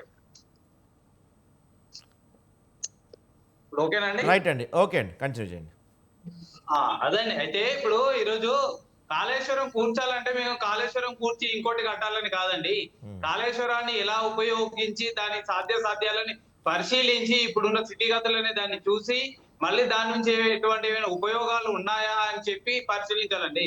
ఆల్రెడీ బీఆర్ఎస్ ప్రభుత్వము ప్రజాధనాన్ని ఎలా దుర్వినియోగం చేశారు అనేది మన ప్రాజెక్ట్ లో స్పష్టమైనటువంటి రిపోర్ట్లు మనం చూసాము. కాకపోతే ఇప్పుడు కూల్చాలి అంటే ఇప్పుడు కట్టింది కూల్చడమే గొప్పతనం కాదు కదండి. అది కేసీఆర్ గారికే చెల్లుబాటు అవుతుంది. ఎందుకంటే డీ బ్లాక్ అంత మంచి సెక్రటరీ కూల్చి ఇంకోటి కట్టడం, అదే ఉస్మానియా హాస్పిటల్ ఎందుకు కట్టలేకపోయారండి? అదే బీఆర్ఎస్ పాలనలో ఉస్మానియా ప్రజా సంక్షేమం కోసము ఎంతో మంది రోగుల కోసం కావచ్చు, పేద ప్రజల కోసము ఎందుకు వైద్యం కోసం కేటాయించలేదండి ఎక్కడ కూడా. ఈ రోజు రేవంత్ రెడ్డి గారు రెసిడెన్షియల్ స్కూల్స్ అంటే కూల్చడం బీఆర్ఎస్ కు తెలిసింది కేవలం కూల్చడమేనండి. అందుకే అన్నగారు ఎందుకు కూల్చలేదని అడుగుతున్నారు. రైట్. హలో, చెప్పండి వినిపిస్తుంది, చెప్పండి. అదేనండి. ఇప్పుడు బీఆర్ఎస్ యొక్క మొదటి లక్షణం ఏంటంటే ప్రతిదీ కూల్చాలి. అంటే కమిషన్లు మనకి ఏ కోణంలో వస్తాయి, కమిషన్లు ఏ రంగంలో వస్తాయి అన్న దాని మీదనే జరిగాయండి. ఇప్పుడు ఈ రోజు వేసవి కాలం అండి. ఈ రోజు మన భూగర్భ జలాలు ఎండిపోతున్నాయి. దేని కారణం ఏంటి? చెరువుల యొక్క పూడిక జరగలేదు. మరి 10 సంవత్సరాలలో మిషన్ కాకతీయ పేరు మీద చెరువుల పునరుద్ధరణ జరిగినప్పుడు రాష్ట్రం అంతటా కావచ్చు, హైదరాబాద్ వచ్చు, జిల్లాలలో వచ్చు, భూగర్భ జలాలు ఎందుకు ఎండిపోతున్నాయి? 10 సంవత్సరాలు వీళ్ళు చెరువుల పూడిక తీసినప్పుడు వాటర్ సోర్స్ అనేది పెరగాలి కదా. నీటి సమస్యలు ఎందుకు ఎదురవుతున్నాయి? భూగర్భ జలాలు ఎందుకు ఎండకపోతున్నాయి? కేవలం కూడా ఎక్కడ కమిషన్లు వస్తాయి? కమిషన్లు వచ్చే పని మాత్రమే బీఆర్ఎస్ చేసింది, కానీ ప్రజల సంక్షేమం కోసం ఏ పనులు చేయలేదు. అది బీఆర్ఎస్ ఒక ఉద్యమకారుడిగా అప్పటి టిఆర్ఎస్ ప్రభుత్వాన్ని ఉద్యమ పార్టీగా అలా స్వాగతించాము. కానీ ఏదో చేస్తుంది అనుకుంటే, అప్పుడు ఆంధ్రోడ్లు తిన్నాడు అనుకుంటే ఆంధ్రోడ్ దోచుకుపోయాడు అనుకుంటే ఇప్పుడు ఇంటోడు దోచుకుపోయినట్టు అయిపోయింది వ్యవహారం. రైట్. అదేవిధంగా ఇప్పుడు రేపు జరగబోయే రజతోత్సవ సభ సరిగా జరగకుండా, ఆ ఏర్పాట్లు సరిగా అవ్వకుండా మీరు అడ్డుకుంటున్నట్టుగా ప్రతిక్షణం నిజమేనా? ఇది కాంగ్రెస్ పార్టీ తరపున ప్రధానంగా వినిపిస్తున్న ఆరోపణ ఇది ఏంటంటే అర్థంగా వినిపించలేదు. రేపు ఏప్రిల్ 27న జరగబోయే బీఆర్ఎస్ రజతోత్సవ సభని మీరు అడ్డుకునేందుకు తీవ్రంగా శ్రమిస్తున్నారని కాంగ్రెస్ పార్టీ అడుగడుగునా అడ్డుకుంటుందని చెప్పి బీఆర్ఎస్ వాళ్ళు ఆరోపిస్తున్నారు. నిజంగానే మీరు అడ్డుకునే ప్రయత్నం చేస్తున్నారా అండి? అడ్డుకునే ప్రయత్నం చేయాల్సిన అవసరం లేదండి. ఇప్పుడు ప్రజాస్వామ్యంలో ఎవరు ఎలాంటి అయినా తెలుసుకోవచ్చు. అడ్డుకోవాల్సినంత అవసరం కాంగ్రెస్ ప్రభుత్వానికి లేదండి. కాంగ్రెస్ ప్రభుత్వానికి అడ్డుకునే అటువంటి అధికారం లేదు. ఏ రోజు కూడా కాంగ్రెస్ ప్రభుత్వం ఏర్పడినప్పటి నుంచి ధర్నాల కోసం ప్రజలు తన స్వేచ్ఛని ప్రజా సంఘాలు అవ్వచ్చు, కుల సంఘాలు అవ్వచ్చు, విద్యార్థి సంఘాలు అవ్వచ్చు, ఎవరైనా కూడా తమ బాధని కావచ్చు, వాళ్ళ హక్కులని ప్రభుత్వానికి నివేదించడానికి ఎప్పుడు ఉమ్మడి ఆంధ్రప్రదేశ్ నుంచి ఉన్నటువంటి ఇందిరా పార్క్ ధర్నా చౌక్ ని పూర్తి స్థాయి స్వేచ్ఛను కలిగించింది కాంగ్రెస్ ప్రభుత్వం అండి. రేవంత్ రెడ్డి గారి ముఖ్యమంత్రి అధ్యక్షతన అది మొదటిగా జరిగింది. కేసీఆర్ పాలనలో ఇందిరా పార్క్ ని ఎందుకు రద్దు చేశారు? ఎందుకు ప్రజలు అక్కడ వాళ్ళ స్వేచ్ఛమైనటువంటి ధర్నాన్ని ఎందుకు వాళ్ళు చేసుకోలేకపోయారు? ఎక్కడ ఈ ప్రభుత్వానికి అలాంటి కక్ష సాధింపులు ఏమి ఉండవు. ఎవరు ఎటువంటి బహిరంగ సభలైనా పెట్టుకోవచ్చు.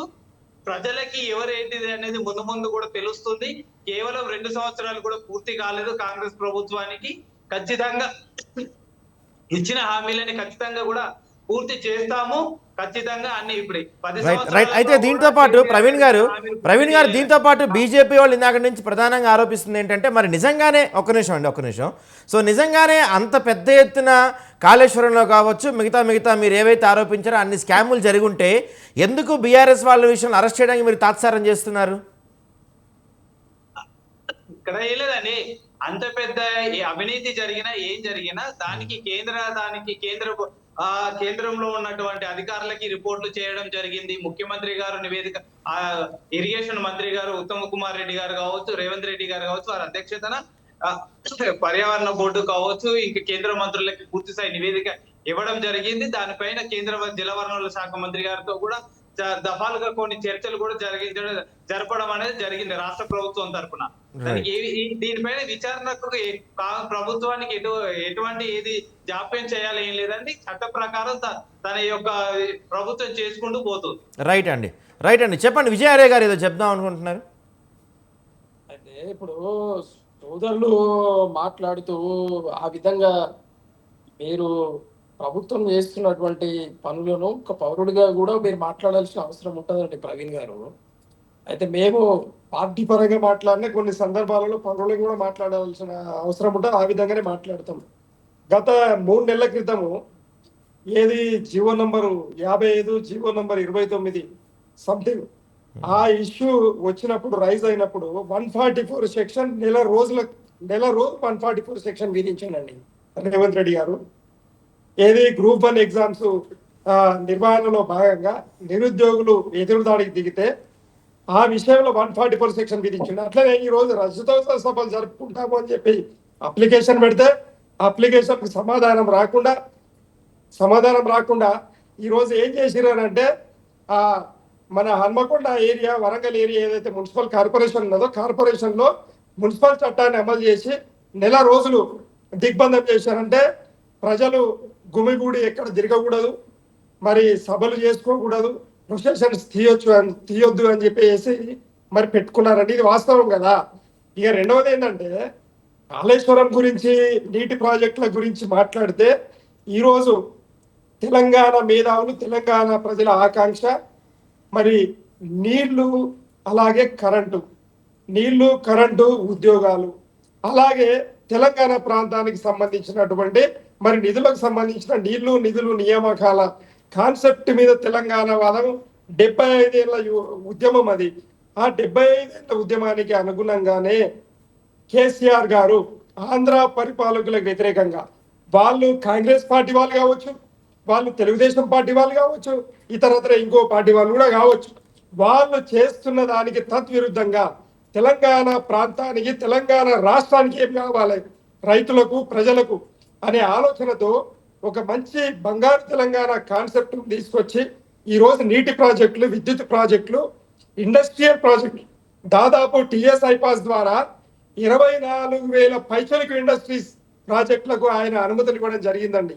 అలాగే మరి నిరుద్యోగ యువత కోసం దాదాపు 35 లక్షల ఉద్యోగాలు ప్రైవేట్ రంగంలో కల్పించడం జరిగింది. అలాగే ప్రభుత్వానికి వచ్చే వరకు 2,37,000 పైచలకు ఉద్యోగాలు మరి ఆయన కల్పించడం జరిగింది. ఇప్పటి వరకు మా పరిపాలనలో 1,60,000 అపాయింట్మెంట్స్ కాగా 30,000 రాగానే ఏదైతే అపాయింట్మెంట్ ఆర్డర్స్ రెడీగా ఉండేనో మరి రేవంత్ రెడ్డి గారు 30,000 పైచలకు ఇచ్చారంటే 1,97,000 ఉద్యోగాలు మా పరిపాలన అపాయింట్మెంట్ జరిగాయి అన్నప్పుడు తక్కినవి మొన్న 20,000 ఉద్యోగాలు ప్రభుత్వానికి సంబంధించినంత వరకు 20,000 ఉద్యోగాలు ఇస్తే వాళ్ళ అకౌంట్లో 57,000 ఉద్యోగాల కల్పన జరిగిందని చెప్పి వాళ్ళు గొప్పలు చెప్పుకోవడం. అంటే మేము ఇన్ఫ్రాస్ట్రక్చర్ డెవలప్మెంట్ లో భాగంగా రాష్ట్రాన్ని ప్రజల వద్దకు పరిపాలన అనే కాన్సెప్ట్ మీద రైతే రాజుగా నినాదంతో ఈరోజు 33 జిల్లాలు ఈరోజు రైతు ఒకవేళ కర్మగాలి ఏమన్నా అయితే ఒక అరెకరం ఉన్న వాళ్ళు కూడా అమ్ముకుంటే 30 లక్షల దగ్గర చొప్పున అమ్మినా కూడా అప్పుడప్పుడు పెళ్లికో లేకపోతే ఇంకేదన్నా ఆపదకో వచ్చే ఏర్పాటు జరిగింది అని అంటే రోడ్లు, బ్రహ్మాండమైనటువంటి రోడ్లు గ్రామీణ వాతావరణంలో ఈరోజు పల్లెబాట, తర్వాత నగర ఏది పల్లె ప్రగతి, నగర ప్రగతి, పట్టణ ప్రగతి అని చెప్పి ఈ రోజు ఇన్ఫ్రాస్ట్రక్చర్ అన్ని ఏరియాలలో, పట్టణాలలో, నగరాలలో, అలాగే గ్రామీణ ప్రాంతంలో బ్రహ్మాండమైనటువంటి ఇన్ఫ్రాస్ట్రక్చర్ డెవలప్ చేయడం జరిగింది. అంటే ఈ రోజు 24 గంటల కరెంటు, ఉచిత కరెంటు, రైతులకు ఉచిత కరెంటు, అలాగే నీళ్లు 24 గంటలు. మరి అలాగే మిషన్ కాకతీయ, మిషన్ భగీరథ అనేటి ఈరోజు భారతదేశానికి ఈ రోజు ఐకాన్ గా నిలిచినాయి. ఏది మిషన్ భగీరథ, ఇంటింటికి నీళ్లు అనేది. మరి అలాగే మిషన్ కాకతీయ వల్ల ఈ రోజు కొన్ని వేల ఎకరాల భూములు, ఈ వేల ఎకరాల అలాగే వేల గ్రామాలు ఈ రోజు మరి సస్యశ్యామలంగా ఉండడానికే మిషన్ కాకతీయ పనిచేసింది. ఈ రోజు వీళ్ళు వచ్చిన తర్వాత మిషన్ కాకతీయకు ఈ రోజు చెరువులలో పూడికలు తీయట్లేదు, మిషన్ భగీరథలో ఈ రోజు నీళ్లు సరిగ్గా అందివ్వట్లేదు. అలాగే మరి నీళ్లను రైతులకు పొలాలకు నీళ్లు అందియకుండా కక్షపూరితంగా ఈ రోజు ప్రతీకార పాలన చేస్తా ఉన్నది కాంగ్రెస్. ఇది వాస్తవం. దీన్ని పక్కకు పెట్టి అవాక్కులు చెవాకులు చెప్పినంత మాత్రాన కాంగ్రెస్ కు పొరిగేది లేదు. కాంగ్రెస్ పని అయిపోయింది. కాంగ్రెస్ పని అయిపోయింది. కాబట్టి నేనేమంటున్నా అంటే ఈ రోజు ప్రవీణ్ గారు సరే వాళ్ళ పార్టీ తరపున ఆయన మాట్లాడినా మేమేమి అనట్లేదు, కానీ ఉత్తమ్ కుమార్ రెడ్డి గారు మాటలు మాత్రం సమంజసమైన పద్ధతి కాదు. విజయారాయ్ గారు ఒక్క నిమిషం చెప్పండి. వెంకటరెడ్డి గారు, మన విజయారాయ్ గారు మాట్లాడుతూ తెలంగాణలో నీటిపారుదల ప్రాజెక్టులు కావచ్చు, లేకపోతే మిషన్ భగీరథ కావచ్చు, ఇట్లాంటివన్నీ కూడా దేశానికే ఒక తలమానికం, దేశానికి ఒక గుర్తింపు తెచ్చిన ప్రాజెక్టులు ఇవి. దేశంలోని తెలంగాణ నెంబర్ 1గా నిలిపారు బీఆర్ఎస్ హయాంలో. అంతేకాకుండా రోడ్లు కావచ్చు, లేకపోతే మిగతా మౌలిక వసతులు అన్నింటిలో కూడా బీఆర్ఎస్ నెంబర్ 1గా చేసింది. ఇప్పుడు ఉత్తమ్ కుమార్ రెడ్డి గారు మాట్లాడిన వ్యాఖ్యలు పూర్తిగా నిరాధారమైనవే, ఖండించదగ్గవే అని చెప్తున్నారు. ఏమంటారు మీరు దీని గురించి? ఒకవేళ నిజంగానే కాళేశ్వరం ప్రాజెక్టు ఉపయోగపడ్డట్టయితే, నిజంగానే కూలట్లేదు అనుకుంటే మరి దాన్ని వాడుకోవచ్చు కదా ఎవరైనా కూడా. ఏ ప్రభుత్వం తెచ్చినా కూడా వాడుకోవచ్చు. కావాలని కాంగ్రెస్ ఎండగడుతుంది అంటున్నారు కదా. దాన్ని అవసరం వచ్చినప్పుడు ఎన్డీఏఎస్ఏ రిపోర్ట్ కూడా ఇచ్చింది కదా, నేషనల్ డ్యామ్ సేఫ్టీ అథారిటీ కూడా రిపోర్ట్ ఇచ్చిన తర్వాత వాళ్ళు వాడలేరు కదా. ఎందుకంటే అక్కడ కుంగిపోతా ఉంది, స్టోరేజ్ చేయలేము అని చెప్పి ఇస్తా ఉన్నారు. సో అది దాని మీద ఎంక్వైరీ నడుస్తా ఉంది. ఇప్పటికి కూడా కమిషన్ రిపోర్ట్ రావాలి. ఆ కమిషన్ రిపోర్ట్ ఎప్పుడు వస్తుంది? 16 నెలలు అవుతా ఉంది. ఆ 16 నెలల్లో ఇప్పుడు వస్తుందా, ఇంకొక 3 సంవత్సరాలు కూడా తీసుకుంటారా? ఇప్పుడు అర్థమవుతా ఉంది. క్లియర్ గా అర్థమైంది ఏంటంటే రెండు పార్టీలు రేవంత్ వాళ్ళు చెప్పిన విషయాలు అడుగుతా ఉన్నాడు. కాంగ్రెస్ ప్రభుత్వం చెప్పిన విషయాలు అడుగుతా ఉన్నాం. ఇంత కాళేశ్వరం మీద ఎంక్వైరీ చేస్తా ఉన్నాం, రిపోర్ట్ రాగానే లోపలేస్తామని చెప్పారు. వీళ్ళని ఎప్పుడు వేస్తారు? ఇంకా ఎన్ని రోజులకి వేస్తారు? సరే, మిషన్ భగీరథ, మిషన్ కాకతీయ మీద రకరకాల అవినీతి కుంభకోణాలు జరిగాయని చెప్పి కాంగ్రెస్ పార్టీ అప్పుడు రేవంత్ రెడ్డి గారు చెప్పారు కదా. దాంతో పాటుగా ధరణి మీద, ధరణిలో లక్షల ఎకరాలు అన్యాక్రాంతం అయిపోయినాయి. రాత్రికే ఓటీపీ జనరేట్ చేసి రకరకాలుగా వాడుకున్నారని చెప్పి చెప్పారు కదా. మరి దాని మీద కూడా ఎంక్వైరీ అయ్యలేదు, దాని మీద కూడా ఆడిట్ ఇంకా జరగట్లేదు. 16 నెలలు అవుతా ఉంది ఇప్పటికి. ఎందుకు చోద్యం చేస్తా ఉన్నారు, ఎందుకు దాన్ని మరి లేట్ చేస్తా ఉన్నారు తెలియదు. మరి అంటే వీళ్ళ రాజకీయాలు ఏమైనా ఉన్నాయా? చీకటి ఒప్పందాలు రెండు పార్టీలు ఉన్నాయా? ఈరోజు మీరు చూస్తా ఉంటే ఎంఐఎం పార్టీ స్థానిక సంస్థల ఎమ్మెల్సీగా పోటీ చేస్తా ఉంది. కాంగ్రెస్ పార్టీకి, బీఆర్ఎస్ పార్టీకి అక్కడ సీట్లు ఉన్నాయి.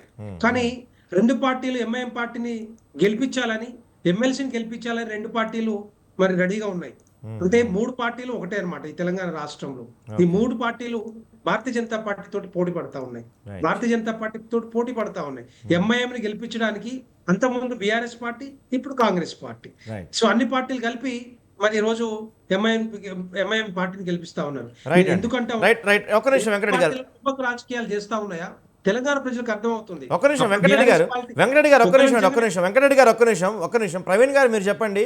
సో స్ట్రైట్గా అడుగుతున్నారు వెంకటరెడ్డి గారు, మరి నిజంగానే మీరు అంత బీఆర్ఎస్ పైన కేసులు పెట్టి వాళ్ళని అరెస్ట్ చేయాలంటే ఎందుకు ఎంతకాలం చేస్తున్నారు? మీరే చాలా ఆరోపణలు చేశారు, చాలా వాటి మీద రాగానే మీరు వాళ్ళని అరెస్ట్ చేస్తా అన్నారు. దాదాపు 16 నెలలు గడిచిపోతున్నా ఒక్కదాని మీద కూడా యాక్షన్ తీసుకోకుండా ఎందుకు దాన్ని కొనసాగిస్తున్నారు?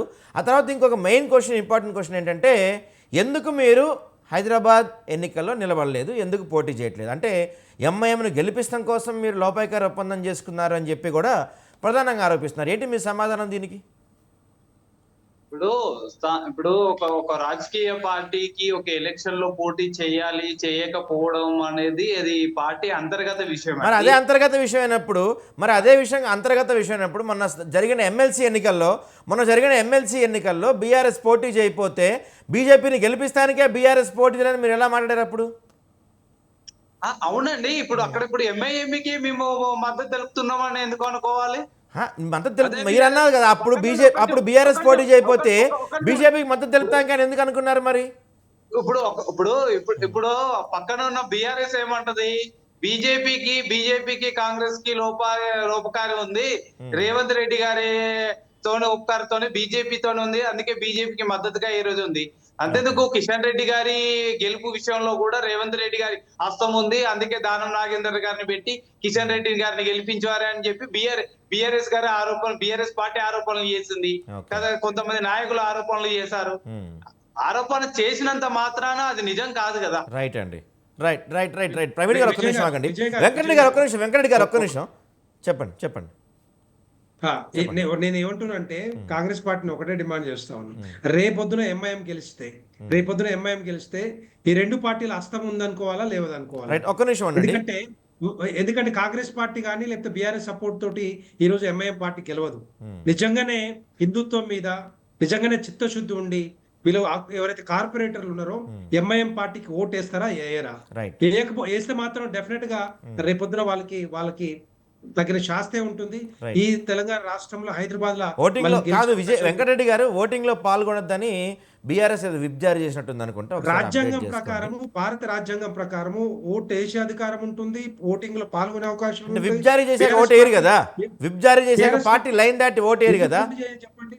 రైట్, ఒక నిమిషం మాట్లాడదామండి. విజయార్య గారు మనం చూస్తే మొన్న జరిగిన పట్టభద్రుల ఎమ్మెల్సీ కావచ్చు కొన్ని ఎమ్మెల్సీ స్థానాల్లో మీ పార్టీ పోటీ చేయలేదు. అప్పుడేమో బీజేపీని గెలిపిస్తానికి పోటీ చేయలేదు అన్నారు. ఇప్పుడు మీ పార్టీ మళ్ళీ ఇక్కడ హైదరాబాద్ స్థానిక ఎన్నికల్లో పోటీ చేయకపోతే ఎంఐఎంని గెలిపిస్తానికి పోటీ చేయట్లేదు అంటున్నారు. ప్రతిసారి మీరు పోటీ చేయనప్పుడు ఏదో పార్టీని గెలిపిస్తానికే మీరు పోటీ చేయటని ప్రతిపక్షాలు ఎందుకు విమర్శిస్తున్నాయి అంటున్నారు మిమ్మల్ని? మేము ఖచ్చితంగా సెక్యులర్ అండి. మేము వల్ల బుద్ధి చెప్తాం. మేము సెక్యులర్ కాబట్టి హైదరాబాద్ కి సంబంధించినంత వరకు సరే ఈ రోజు ఎంఐఎం గతంలో మా ఎంబడి ఉన్నది, ఇప్పుడు కాంగ్రెస్ ఎంబడి ఉన్నది కాబట్టి సరే మా పంచాయతీ మాది. అయితే ఈరోజు మేము ఢిల్లీ పార్టీలకు సమదూరాన్ని మేము పాటిస్తా ఉన్నాం. ఇదే వాస్తవం. ఇది ప్రజలు గమనిస్తా ఉన్నారు. వీళ్ళు కాంగ్రెస్ వాళ్ళు అన్నంత మాత్రాన భారతీయ జనతా పార్టీ తోటి బీఆర్ఎస్ కుమ్మక్కయిందని, లేదు భారతీయ జనతా పార్టీ కాంగ్రెస్ తోటి కుమ్మక్కయింది అని వాళ్ళు అన్నా మేము ఎక్కడ కూడా దాన్ని పట్టించుకోవట్లేదు. మాకు అవసరం లేదు. వాస్తవంగా మాకు అవసరం లేదు. మా అస్తిత్వాన్ని మేము పోగొట్టుకోవాలని ఎప్పుడు కోరుకోము. ఇది మాత్రం దయచేసి అర్థం చేసుకోవాల్సిన అవసరం ఉన్నది. రెండవది ఈ రోజు సిబిఐ, ఈడీ, కేంద్ర ప్రభుత్వం మోదీ గారి చేతిలో ఉన్నాయండి. ఒకటి ఎంక్వైరీస్ నడుస్తా ఉన్నాయండి. ఎంక్వైరీస్ ఎన్ని రోజులు నడుస్తాయండి? ఎందుకు మీరు బయట పెట్టట్లేదు అంటే ఈ రోజు కాళేశ్వరం మీద అబద్ధం ఆడారు, ఓట్లు వేయించుకున్నారు. కాళేశ్వరం మీద అబద్ధం ఆడారు. ఎన్ఎస్డిఐ రిపోర్ట్ వచ్చేసింది. ఎన్ఎస్డిఐ రిపోర్ట్ వచ్చేసిన తర్వాత ఒక్క సెకండ్ మధ్యలో కాల్ వస్తుంది, అందుకు ఇది ఇబ్బంది అవుతుంది. అయితే ఒక్క నిమిషం ఎన్ఎస్డిఐ రిపోర్ట్ వచ్చిన తర్వాత కూడా అది ఏమి ఇబ్బంది లేదు, దట్ ఈస్ రిపేరబుల్ అని చెప్పి ఇచ్చేసిన తర్వాత వీళ్ళు నీళ్లు వదలాలా వద్దా? ఆయన నీళ్లు మేము మొన్న మా హరీష్ రావు గారు అందరు కూడా కుమ్మక్కైపోయి ఏది మొత్తం ఎమ్మెల్యేలు అందరూ అక్కడ కాళేశ్వరం వెళ్తే మొన్న భయభ్రాంతులకు గురైపోయి నీళ్లు వదిలేరండి. మొన్న ఇక్కడ సీతారామ ప్రాజెక్ట్ లో ఇదే కాంగ్రెస్ మంత్రులు నీళ్లు వదిలారు. అక్కడ పాలమూరు ప్రాజెక్ట్ లో వీళ్ళే నీళ్లు వదిలారంటే నేను ఏమంటున్నా అంటే ఇవి నిజంగానే కూలిపోయే ప్రాజెక్టులు అయితే ప్రయోజనకరమైన ప్రాజెక్టులు కాకపోతే మీరు ఈ ప్రాజెక్టులను ఎందుకు కూలగొడతలేరు? మీరు తాత్సారం ఎందుకు చేస్తున్నారు అంటే ఎన్నికల కంటే ముందు అబద్ధం ఆడారు కాబట్టి ఇప్పుడు ఒకవేళ వాటిని ఉపయోగిస్తే ప్రజల వద్ద మేము అబద్ధం ఆడాము అనేది బయటపడుతుంది కాబట్టి ప్రతీకారేచ్ఛతోటి ప్రజల ముందర మేము అబద్ధం చెప్పినట్లుగా నిరూపణ అయిపోతుంది అనే ఉద్దేశంతో వీళ్ళు నిధులు అంటే దీన్ని ప్రజలను ఎంత గోస పెడతా ఉన్నారనేది రైట్ మీరు ఒక్కసారి విజయారెడ్డి గారు అర్థం ఒక్క నిమిషం అండి చేసుకోవాల్సిన చెప్పండి వెంకటరెడ్డి గారు వెంకటరెడ్డి గారు విజయ్ గారు, ఇప్పుడు నాన్ సెక్యులర్ పార్టీ అయిన బీఆర్ఎస్, నాన్ సెక్యులర్ పార్టీ అయిన ఎంఐఎం పార్టీకి ఏ విధంగా సపోర్ట్ చేస్తారు? బీఆర్ఎస్ హయాంలో వాళ్ళు మజ్లిస్ నాయకుల్ని మేయర్ పీఠ మీద కూర్చోబెట్టారు. అంటే మేయర్ పీఠ మీద కూర్చోబెట్టడానికి వాళ్ళకి అర్హత ఉందా? బీఆర్ఎస్ పార్టీకి అధికారం లేదా? అర్హత లేదా? ఇప్పుడు కూడా అట్లాగే చేస్తారు. బైకాట్ అనుకుంటూ లోపల లోపాయికారం ఒప్పందం చేసుకొని ఎంఐఎం పార్టీ నుంచి ఎమ్మెల్సీగా గెలిపిస్తారు. వీళ్ళు డెఫినెట్ గెలిపిస్తారు. ఊరికేనే పై మాటకి బైకాట్ అంటున్నారు. రెండో పాయింట్, సిబిఐ కానీ ఈడీ కానీ కాళేశ్వరం ప్రాజెక్ట్ మీద ఎంక్వైరీ చేస్తానది ఎవరు? సిబిఐ డిమాండ్ చేసింది ఎవరు? కాంగ్రెస్ పార్టీ. కాంగ్రెస్ ప్రభుత్వం డిమాండ్ చేసింది. కాంగ్రెస్ పార్టీ అధికారం రాకముందు రేవంత్ రెడ్డి గారు చెప్పారు. రేవంత్ రెడ్డి గారు ఏమన్నారు? మీకు దమ్ముంటే సిబిఐ ఎంక్వైరీ ఏమని చెప్పారు. మేము ఒకటే చెప్పిన భారతీయ జనతా పార్టీ. ఇప్పుడు అంతకుముందేమో బీఆర్ఎస్ కన్సెంట్ ఇవ్వాలి సిబిఐ రావాలని. ఇప్పుడు వీళ్ళ చేతుల్లో ఉంది కదా, వీళ్ళే కన్సెంట్ ఇవ్వచ్చు కదా, ఎందుకు ఇస్తలేరు? ఎందుకు జాప్యం చేస్తా ఉన్నారు? దేని గురించి జాప్యం చేస్తా ఉన్నారు? వీళ్ళ కుమ్మక రాజకీయాలు ఏమైనా కనపడతా ఉన్నాయా? చీకటి ఒప్పందాలు ఏమైనా ఉన్నాయా? ఎందుకు ఆలస్యం చేస్తా ఉన్నారు? అది చేయాలి వీళ్ళు ఇమీడియట్ గా.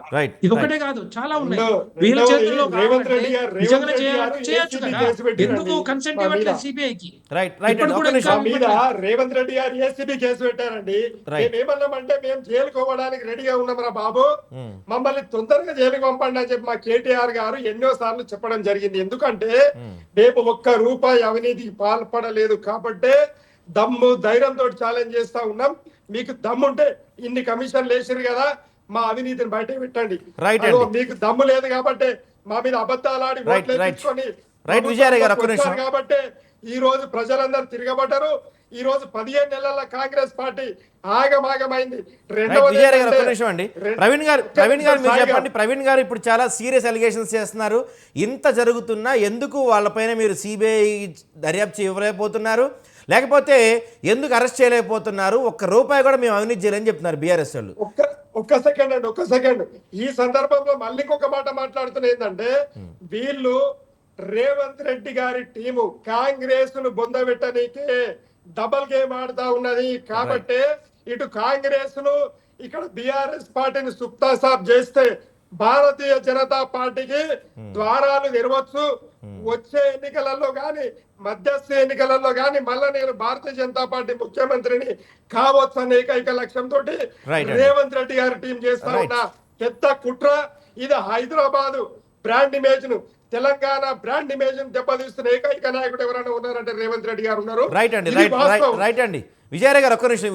విజయ్ గారు టైం లేదు మనకి. ప్రవీణ్ గారు కంక్లూడ్ చేయండి మీరు. ఏం లేదండి, ఇప్పుడు పాపము బీఆర్ఎస్ నుంచి విజయ్ అన్న చాలా ఆక్రోషంతో ఉన్నాడు. అది తన పాపం తనకి ఏమని నేను ఎలా మాట్లాడాలో అర్థం అవ్వట్లేదు. కానీ అన్న పాపం అంత బాధ ఎందుకు? మాకు రాత్రి పూట పోలీసులను పంపించి బెడ్రూమ్లకు పంపించి అరెస్ట్ చేసే చరిత్ర మాది కాదు. మాది ఏదున్నా చట్టం ప్రకారం పక్కా ఆధారాలు సేకరించి సరళమైనటువంటి ప్రతి కేసుకు సంబంధించి నివేదికలు వచ్చిన తర్వాత చట్టం తన పని తను చేసుకోపోతుంది. కానీ అధికారం మా చేతులు ఉంది కదా అని బెడ్రూమ్లలోకి పోయి అర్ధరాత్రులు అరెస్ట్ చేసే సంస్కృతి కాంగ్రెస్ పార్టీకి లేదు. కాంగ్రెస్ పార్టీ అలయన్స్ పార్టీలకు కూడా ఏ రాష్ట్రాలలో కూడా ఇలాంటి చర్యలకు మేము పోలేదు. అధికారాలు చేతుల నుంచి గుంజుకున్నా కూడా బీజేపీ ప్రభుత్వము కొన్ని పార్టీలను విడదీసి అధికారాలను గుంజుకున్నా కూడా ఏం చేయలేదు. అటువంటి సంస్కృతి కాంగ్రెస్ పార్టీకి లేదు. రాసి పెట్టుకోండి. పాపం విజయ్ అన్న రేవంత్ రెడ్డి బ్రాండ్ అంబాసిడర్. ఈ రోజు జపాన్ పర్యటన చూడండి, అంత ముందుకు దావోస్ పర్యటనలో చూడండి. ఎట్టి పరిస్థితుల్లో ఇంకా 15 సంవత్సరాలు రేవంత్ రెడ్డి గారే ఉంటారు, కాంగ్రెస్ ప్రభుత్వమే ఉంటది. ఇక్కడ కాంగ్రెస్ ప్రభుత్వం అధికారంలోకి రావడానికి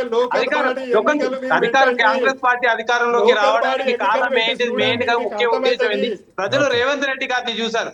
కేసీఆర్ ని ఎదుర్కొనే వ్యక్తి ఒకరున్నారు, అది రేవంత్ రెడ్డి కాంగ్రెస్ ప్రభుత్వంలో ఉన్నాడు అని ప్రజలు గ్రహించి జిల్లాలలో కాంగ్రెస్ పార్టీకి అధికారాన్ని కట్టబెట్టారు. తప్పించి ఇక్కడ బీఆర్ఎస్ పార్టీతోని ఏం కాదు. బీఆర్ఎస్ చరిత్ర అయిపోయింది. రేపటి ఎలక్షన్స్ లలో, రేపు సర్పంచ్ ఎలక్షన్స్ చూద్దామండి. మరి మీరు చెప్పినట్టు రైట్ చూద్దాం. మరి మీరు చెప్తున్నట్టు ప్రవీణ్ గారు చెప్తున్నట్టు రేపు సర్పంచ్ ఎన్నికల్లో కావచ్చు, జిహెచ్ఎంసీ ఎన్నికల్లో కావచ్చు, కాంగ్రెస్ పార్టీ ఎలా పర్ఫామ్ చేస్తుందో మనకు రానున్న రోజుల్లో తెలియబోతుంది. సో ఇది మనకి కాళేశ్వరంపై జరుగుతున్న చర్చ. ఈ చర్చలో మనతో పాటు పాల్గొన్న కాంగ్రెస్ పార్టీ నుంచి ప్రవీణ్ కుమార్ గారికి, బీఆర్ఎస్ నుంచి విజయ్ ఆర్య గారికి, బీజేపీ నుంచి వెంకటరెడ్డి గారికి థ్యాంక్ యూ వెరీ మచ్ అండి. సో ఇది వాళ్ళ డిబేట్. రేపటి డిబేట్లో మళ్ళీ కలుసుకుందాం. కీప్ వాచింగ్ స్వతంత్ర టీవీ.